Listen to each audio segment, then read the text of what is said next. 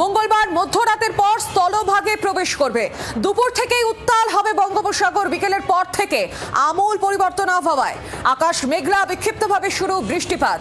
মঙ্গলবার বিকেল পর্যন্ত মাঝারি বৃষ্টিপাতের পূর্বাভাস থাকছে।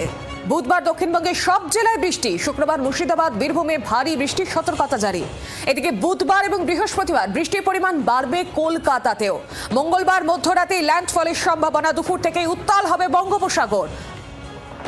সমুদ্রপৃষ্ঠে ক্রমাগত নিজের শক্তি বাড়িয়ে চলেছে মন্থা। ইতিমধ্যেই ঘূর্ণিঝড়ে পরিণত হয়েছে। বুধবার দক্ষিণবঙ্গের সব জেলাতেই বৃষ্টির পূর্বাভাস আবহাওয়া দফতরের।